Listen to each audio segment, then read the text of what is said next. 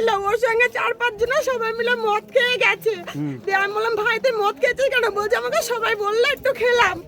দিয়ে বসেছিলাম, যে কোথায় যাচ্ছিস? বলছে বর্ডার ঘাটে ওরা ছান করবে, তাই নিয়ে যাচ্ছি। কার্তিক ছিল আর বিক্রম ছিল, কার্তিক ছিল, বিক্রম ফুলিয়া বয়রা গঙ্গার ঘাটে মদ্যপ 5 যুবক স্নান করতে নেমে মুকুল মণ্ডল নামে এক যুবক তলিয়ে যায় বলে খবর।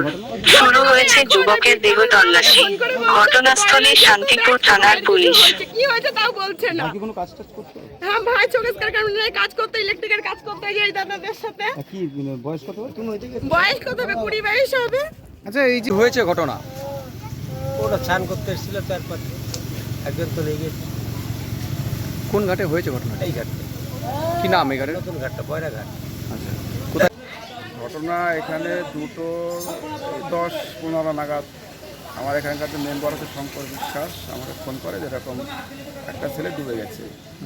ডুবে যাওয়ার পর আমি সঙ্গে সঙ্গে ভিডিওকে ফোন করি, থানায় ফোন করি। ফোন করার পরে সঙ্গে সঙ্গে এরা ডুবুরি পাঠায়। ডুবুরি কাজ চলছে, এখন দেখা যাক। ছেলেটির নাম পরিচয় কিছু জানা গিয়েছে? ছেলেটার নাম নকুল মণ্ডল, বাড়ি প্রফুল্লনগর। এই 26 বছর মতো বয়স, 24 থেকে 26 বছর মতো বয়স।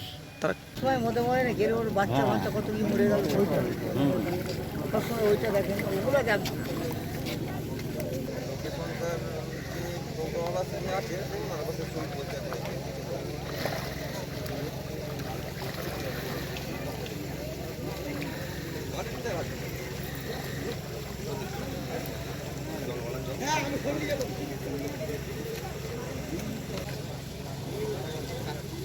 ঠিক আছে।